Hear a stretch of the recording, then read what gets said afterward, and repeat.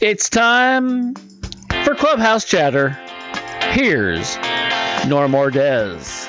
All right, that's right. Here on a rainy Tuesday afternoon, evening, up here in the wine hills of Amity, Oregon. And our next guest, you're going to get a kick out of our next guest. He is, I chatted with him a little bit yesterday, and he's full of life. And our guest is a full-blooded member of the Lumbee Indian Nation who was born in Pembroke, North Carolina, and that would be the one and only Gene Locklear. Gene, how you doing? Doing great, but first let's get something straight. Now you're up in the wine country. You're gonna send me a case of my favorite wine for doing this show, right? We could send you some wine. That is not a problem. I don't know about a case, I'll be waiting for that. Okay, go ahead. So my wife actually manages a tasting room. So she manages a tasting room up here for a vineyard down south in near Grants Pass, Oregon. So, yeah, there's wine all over the place up here. There's, I don't know, Brian, how many wineries do we have, vineyards do we have up here? Gosh, within the 10, 15-mile radius, we probably got about 150. No kidding. Yeah, there's a ton, and they're all kinds. So what you're saying is nobody drives because everybody's too drunk. Yes. So Gene played, spent 10 years in the major leagues, playing for the Reds, Padres, and the New York Yankees. And he is also an artist, and we're going to chat a little bit about that too. So this is the second week in a row that I've had an artist, and of course we had Vernon Wells on last week. And Gene, tell us a little bit about yourself. Well, let's see. I decided at 7 years old, I can remember all this, but at 7 years old, because I could draw better than everybody else in my class, I decided I wanted to be an artist. And then there's a university close by, and I saw some of the baseball players from the university one day, and I said, I want to be a baseball player. And that's how my dreams got started. And that's what I've done with my life. I have a commercial art degree, doctor's degree in the arts. And of course, you know my baseball background, but that's how it all got started. So now, when you broke in to the major leagues, you were a handful of players that were breaking down racial barriers at that time. Number one, you were the first member of the Lumbee tribe to play professional sports, and there are only maybe 24 Native Americans playing in the majors at that time?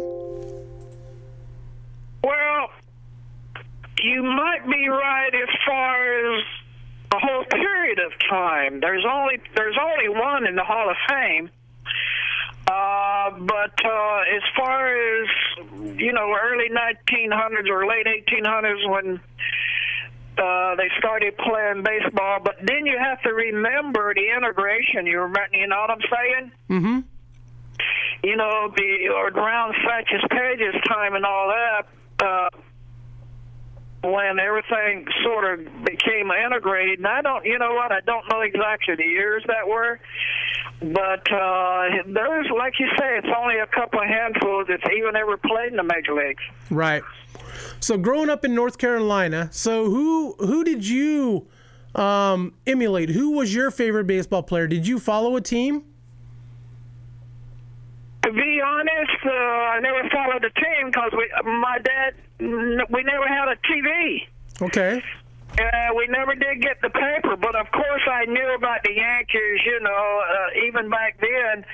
You were talking the great Yankees teams. But as I became older, Mickey Mantle became the guy that I was familiar with because, in the early 60s or late 50s when he came up,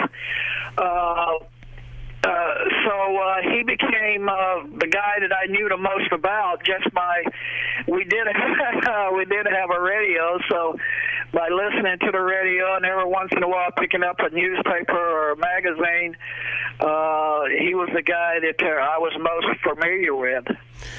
And so you grew up, you did not have a Little League institution where you were from, correct? So how did you become so good? I mean, just by playing in like maybe the Sandlot or whatever?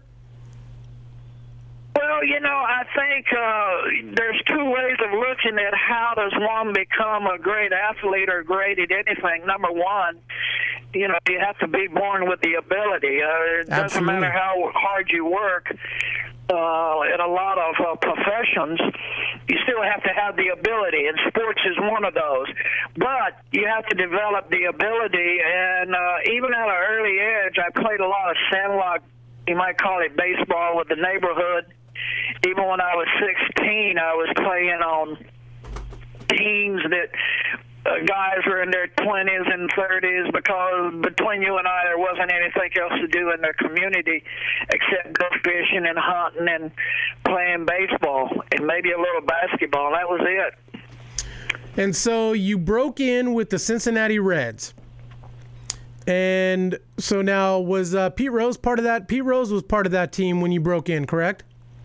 Yeah, Joe Morgan had come over. You had Perez at first, bench catching. Pete was still playing left field, and I always played right field in case, I did come up and play. So I played right field, but I only played even in '73 when they brought me up games. Then they traded me over to San Diego. So what was it like coming up with that big red machine? What was like, I mean, when you're a kid, at least when I was growing up, you wanted to be a Yankee or a Cincinnati Red or an LA Dodger. I mean, I remember growing up and watching, the big red machine, Concepcion and Perez and Bench and Rose and all those guys. What was it like being a part of that? Well, at the time, it was just fantastic to even be in the big leagues. But then to imagine being on a team a couple of years before that, it was in the World Series and had been great teams for at least 5 or 6 years, even before 1973. Was a whole nother scenario, because it's like, even though I'm in the big leagues, I still wanted to play. Right. So it's like, then who are you going to beat out, or who am I going to replace to be able to play on the big red machine? So between you and I, you look it up, and it was between George Foster hadn't played for a few years. He was traded over from San Francisco. And he hadn't really been playing for a couple of years, so it was between him and I in spring training. And so eventually they kept me, and he went to AAA that year. And there's probably not too many people that know that. And then, the next year he came up right field, and they moved Pete Rose to third base, and that's when he hit 55 home runs. Yeah. So then you moved on to San Diego. What was your time in San Diego like? At that time, San Diego wasn't very good, were they? No, but a lot better than they are now. Yeah. But and you and I chatted. Even though you have guys making $5, $6, $7 million a year, some of these guys are still not doing what some of the guys was doing, and some of the players they had around that time. But no, they weren't. They were just an expansion team in 68 or 69? 69. Yeah. And so, well, obviously San Diego made an impression on you because you're still there. To me, if you look at the United States from whatever angle or whatever direction you want to look at it, from the economy, great place to live, what does it have to offer? San Diego has everything. You have the mountains, you have the ocean, you have LA 100 miles away, you have the desert. So San Diego has a little bit of everything. Great weather. The only thing is you really do need a pretty good job to live here, because it is expensive, just like LA. When you and I were chatting yesterday, and we were talking about San Diego, and I had told you that San Diego is like one of my favorite places to visit. I don't know about living there. I've never lived in San Diego, but going down to visit, man, I mean, it is something. And the next time that Major League Baseball holds their winter meetings, I'm there. I had a buddy who went down a couple years ago. You don't have your All Star Game tickets yet? Ah, man, Brian, did we get those in the mail, Brian? Not yet. We haven't got those in the mail yet. Well, that's when you need to be here for the All Star Game. You can get some great interviews around there. Oh man, they're at the gas lamp district. Get some good tacos. Oh heck yeah. Oh yeah, I mean go downtown. Everybody's going to be downtown. That might not be a bad idea, Brian. We might have to check into that. I don't know. A couple of local guys from McMinnville, Oregon, doing a little podcast, getting tickets to an All-Star game. Hey, stranger things have happened. Well, I guarantee you, a lot of ex-Major League Baseball players, alumni, is going to be in town. All the news stations, big times, have been in town. It would be a great time for you to get some interviews and tapes and stuff that Oregon hasn't heard from in a lot. That is true. We might have to hit Lenny Harris Lenny up with this, Brian, Lenny Randall, and see if he could help us out with this. Let's give him a So call. Lenny's over there close to you guys? I had Lenny on the show a couple of weeks ago, and so Lenny, I believe is I don't know, is he living in Vegas? I think he might be living in Vegas, but we had him on the show, and he's called me a couple different times to come back on the show and to do some camps with us up here. Lenny is a fascinating guy. So what's he doing? He is he's still working on that baseball league in Italy. He's trying to get that up and running again, and he's just being Lenny. I mean, that's the best way to explain it. He's just being Lenny. Well, I'm glad to hear he's doing well. So let's talk about, now you became an artist, and so you have clients, including the White House, the Pentagon, the Bureau of Indian Affairs, the NFL, Tiger Woods, TBS, Turner Broadcasting System, Ted Williams baseball collectible cards. I remember those. Brian, you remember the Ted Williams? I think it was Donruss, came out with them. The red border? Yeah, I believe so. San Diego Padres, Rusty Wallace Duke, and so on. So you have quite the resume with art. And so you're in a position now to where one of your paintings can sell for double your rookie season salary, correct? I've sold paintings that was worth 3 times more than I made my rookie season. If you were... I just finished a painting that is worth more than what I made. One painting is worth more. I just finished one that's worth more than what I made in my rookie season. What do you think about... It's not worth. It's what I'm getting paid for. Right. So what do you think about the Major League Baseball salaries now? I mean... bottom line, a rookie salary, first-year player is making $400 and close to $450,000 a year, and so you've just actually upped and just signed a 6-year contract with the Tigers for $132 million plus.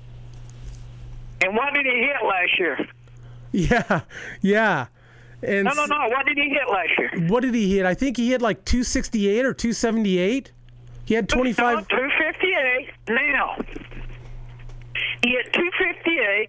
What's my lifetime batting average? What is your lifetime batting average? 275. Dude, you'd be a millionaire easily. The best year I ever had in the major leagues was 321 average.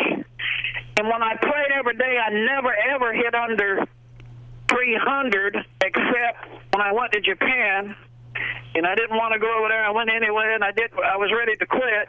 But anyway, so what is this? I want to ask you a question. What is this doing to baseball? Wow. Honestly, I think it's ruining baseball. I think, I'm looking at it from a fan standpoint. Ticket prices are so much now, and to take a family of 4 to a game, you can't do it for less than $200. And so I think from that standpoint, it's not. I mean, people are still going to games, but I look at it like having little kids in the house. I want baseball fans to grow up, and it's hard to take a family to a Major League Baseball game anymore. I mean, you really have to set aside some money. Now, see, here's what I'd like to see happen. I'd like to see every person in the United States boycott baseball for a whole month. Okay. I'd love to see that. You know why? Because everything you just said is why. The average person cannot take their kids to the ball game and really feel that they're being justified for paying that kind of money. Absolutely. And you got ball players that they tell you, like this guy, he hits 250. They make him a superstar. They pay him over $100 million, and then they expect you to go pay the price to see him play is outrageous. And what they're saying is, we don't care about the fan. Right. We care less about the fan and what they have to pay, because they're going to pay for that mediocre guy that's playing Major League Baseball, but they're going to still pay to see him, and they're going to pay his salary, and they're going to pay big time to watch a 256 hitter, even though he did hit 26 home runs. So the bottom line is, they're going to pay him $5, $6, $10 million for the next 5 years, or whatever it is, and me, the fan, is going to have to pay for that, and he's going to get out there, strike out. The average player now strike out 125, 50 times a year. Did you know that? I did. How many times did you strike out? What was the most strikeouts in a season you had? Oh, man, that's one of the ones I can't tell you, but I can guarantee you one thing. It wasn't 50 times. And it wasn't probably over 40. I can guarantee you that. So what I'm saying is, that's very, very injustice, and that's what's killing the game. I agree with you. In fact, Justin Upton actually hit 251 last year, by the way. And so your career high, so your career, so over 162 game average, if you averaged it out, you would have had 48 strikeouts a season. In your career, your high strikeouts in a season was your rookie year. No, it was 1973 when you struck out 27 times. How many times did I go to the bat? You were at bat. You were 180 times that year. Now, anybody knows the rookie year is the hardest year to ever play in the major leagues. Because what happens is the competition of pitchers changes from, like in AAA. Right. I won 2 batting titles, MVP 3 times in the minor leagues. Well, you were also an MVP, a league MVP, weren't you? Yeah. I was MVP 3 different times in the minor leagues and 2 times batting title. Won 2 batting titles in 4 years. Here's the thing I would like to see change with baseball is, back in your day when you were playing, you didn't see, even Dave Kingman had high strikeout totals. Gorman Thomas had high strikeout totals, but they were like 150 and 160. They weren't 230. I look at Mark Reynolds. Mark Reynolds is a friend of mine who was in Lancaster with me in 2006, and he's I don't know who he's with, the Brewers, I think now, but he strikes out like 200 times a season, and it just. Do you know why? It's a useless stat. Do you know why they're striking out so much? They're swinging for the fences. That's one. You know the other thing is? What is the other one? They're guessing. Yeah. When you see a guy take a fastball down the middle, the next time he's swinging at one in the ground and one over his head or one that's a foot outside, he's guessing. Yeah. I see it all the time. The third baseman that the Padres had and they traded in to New York, Right. that's all he did was guess. I saw him one time take 2 fastballs down the middle for strikes. Next pitch was a slider in the dirt. He was swinging out of his heels. If that ain't guessing, you tell me what it is. There are a lot of them do it. They guess now. I had a college kid ask me last year, a neighbor of mine, 4-year baseball scholarship to a university out in Texas. He said, do you believe in guessing? I said, I never heard of that before. In my day, you never heard of that. I said, you know what you're telling me? You're telling me that you're so intelligent and the pitchers are so dumb that you can guess what they're throwing and they can't figure it out.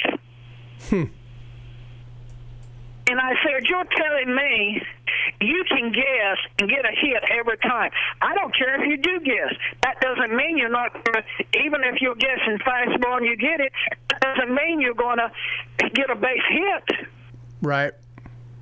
Why in the world would you want to guess? You're right. But you know why they do it? You know why all this stuff is happening? Well, number one, they don't. It's not the discipline. I mean, they're not as disciplined as what players from your age was. That could be part of it, but you know what the main reason is? What is it? Major league teams don't have people running the organization that's baseball people. There you go. When you got a guy that's sitting on the typewriter and all he's doing is looking at stats and he's looking at tapes, but he never was able to get out there and hit a fastball, and he doesn't really know what a slider is, and he can't tell you when to pick the ball up and when not to pick it up, and he can't tell you how to turn it off and turn it on. How are you going to win? How are you going to be a great baseball team? Now, if you don't believe what I'm talking about, you ask alumni that can't get a job. Right. They can't get jobs. I know that there's a They can't get jobs because you got business people and you got college graduates that's got the jobs now. Right. And I know that's going on right now. I chatted with George Genovese. It was a couple of months ago it was about a month before he passed away, and we had George on the program, and he talked something similar to that about how it's hard for scouts to actually find a job, true baseball scouts, and it's because of this sabermetrics age and the Moneyball deal, and you're right. You've got these, college-educated numbers guys who may have played a little bit of baseball but didn't go far in their career, but their job is to crunch numbers, and they're the ones that are taking the job in baseball. Let me give you two circumstances. Ken Griffey. You remember Ken Griffey? I do. Senior? Yep. He was mostly a football player. Right. Signed when I signed. Dan Dreesen. Remember Dan Dreesen? Big Dan, number 22. I remember Dan Dreesen. Yes, I do. Signed when I signed. The same scout signed all three of us. Now, not all three of us never got any money, but 4 years later, we're all three in the big leagues. Why is that? Well, one, you guys were athletes. No, but number two, you had to have a good scout. True. To recognize the athletic ability. True. Now, let me give you another scenario. I got a nephew in North Carolina. He hit 400 last year in the 4A school as a shortstop. And he's a catcher. And he plays the outfield. Now, where the high school is, he could walk to Pembroke, the University of Pembroke of North Carolina. He could walk there. Do you know they didn't scout him? That's crazy. And the coach told him he wouldn't be able to go there for on baseball. He wouldn't make the team. But yet he's already got the pros looking at him, and he's got 10 other schools that's interested in him. Now, what is that telling you? Well, they're not doing their job, obviously. It tells you that there's a lot of politics in sports right now. That there is. Now, what that tells you is there's a lot of politics in sports. Why? Because there's big money in sports now. Yep. So every dad, especially if he's got money, will spend all the money in the world to get his kid where he needs to get. Yep. So if you're a poor kid, if you're poor, like, for instance, you won't believe what I'm getting ready to tell you. If I was coming along now in high school, most likely I would never get signed. Most likely I would never go to college because that's not what it's all about now. Right. Does that make sense? It does.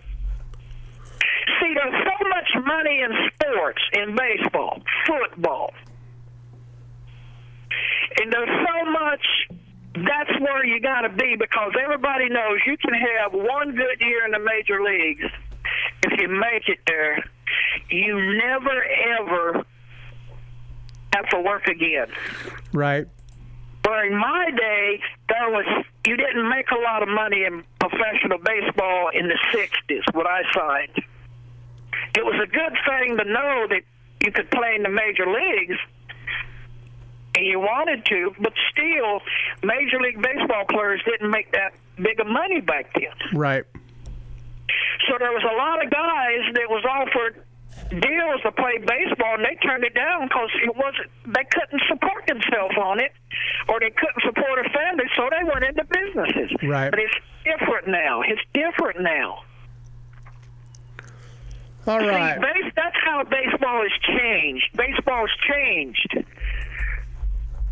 It has, and you're absolutely right, and that's why I like getting the guys that played in the 60s and the 70s, 50s, and they talk about baseball the way it was, and that is the game of baseball I love.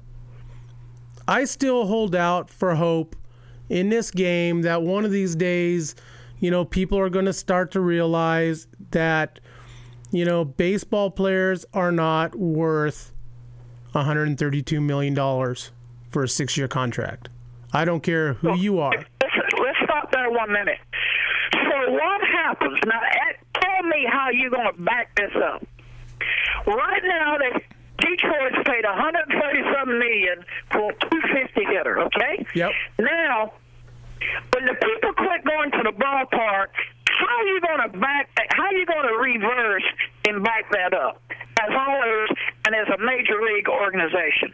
How are you going to reverse and back that up? Well, if nobody comes to games, they're not going to be making any money. So, you're going to have to null and void the contracts.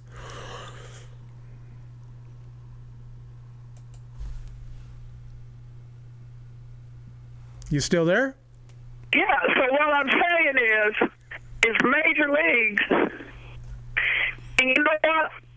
It's not that I'm against the ball players making that kind of money. That's not what we're talking about. Right. What we're talking about is a guy making that kind of money that don't have the stats. Right. And and I know there's some great ball players out there. Yeah, absolutely. A 250 hitter's not a great baseball player. No. Even with 26 home runs and whatnot. So, but yeah. So hey, we got a couple more minutes. Let's chat. You wanted to talk about Native American art. Yeah. And so that is something near and dear to you. So let's chat. Well, what I do is, I've done with Turner Network, and I actually have 5 paintings in the Pentagon, and it really has to do with sports, connected to the military. And I also have a couple of paintings in the White House, and one of those was a Super Bowl painting that was signed by the Dallas Cowboys when they won in '86, I believe it was, when they beat Buffalo. And when I went to the White House, they took one of my prints and everybody signed it, and that was one of the ones they presented to the president. But the Native American work is basically what I do when it comes to gallery and doing one-man shows. Mm-hmm. And what I've done through the Native American paintings is I've learned a lot about my own cultural, who I am as a Native American, because if you do a research on the Lumbee Indians in North Carolina, the people I'm from, we are a mixed group of people of Eastern Sioux, Tuscarora, and Cherokee. But we also have a little English in us. That's where the name Locklear comes from. It's an English name. Right. Jones, Bullard, and all that. It's English. Because a couple of 100 years ago, we lost our culture, we lost our language, and we took on living as all Americans into the Western civilization. Mm-hmm. So we lost a lot of our culture. So one of the ways of me learning about who I am and where I came from is I went into the Native American art, and through that I've learned a lot about Native American Indians in the United States. And you have a website to where people can go look at some of your work, and that is www.genelocklear.com. And I highly recommend you guys to check it out. He has some, you do beautiful work, and you got a little bit of everything. You've got sports, abstract, you've got the Western, you've got your Native American. And if I wanted to buy a piece, how could I buy a piece? Just go to my website, again, genelocklear.com, and all the information, my email and fax and address, phone number, and everything's on my website. Gene, we're going to have to do this again real soon because I have so many questions to ask you. And, I want, let's get you on the show again. And I definitely want to touch more on your Native American heritage and let you roll from there. But I've got some serious questions to ask you. So let's do this again soon. Well, I appreciate that, because one of the things I'd love to talk to you about is, after I hit 21 in the major leagues with over 300 and some at bats, I never played again. Right.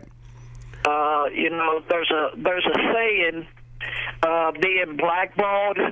Right. It happens in sports. It happened to me. And I don't know if it's happening that much anymore, but that's just life. You know what I'm talking about. Absolutely. Baseball's a business. Absolutely. But I'd love to talk about that sometime. Absolutely. Let's do it again. Keep in touch, and we'll get you on again. Okay, I appreciate the time now. Thank All you right, very Gene. much. Hey, once again, Mr. Gene Locklear, www.genelocklear.com. Gene, thank you very much. Thank you now. All right, bye. Wow, once again, Gene Locklear, man, so I ended up finding him on Facebook through Wayne McBriar.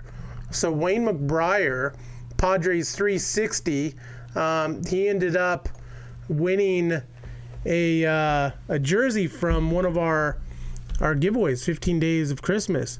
Brian, dude, that was good stuff. I just felt like we've been steamrolled.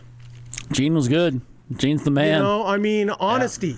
Yep, it's awesome. And, and there's nothing wrong with that. Not at all. I totally understand where he's coming from, and I can't wait to chat with him. So, hey, we are sponsored by Baseballisms.com. If you like my hat, if you like my shirt, you can find it on baseballisms.com. Also sponsored by Baseball Dudes. Curveball there. To be the best, you must train like the best. Chris Gazelle up there in Vancouver, Washington. And by Base by Pros, Mitch Canham up there in Washington as well. Skipper Mitch Canham of the Clinton Lumber Kings. And we're also sponsored by his dad, Mark Canham, MDM Designs. He does our shirts and sweatshirts. Check him out. Every week we stream live at yamhilltoday.com. And hey, we're looking for sponsors. If you want to sponsor the show, shoot me an email, normbo18@gmail.com. And we're going to quick turnaround. We're going to have Chicago Cubs number 28 prospect Jacob Hanneman come on the show here in a couple minutes. So we'll be back. Thanks for watching.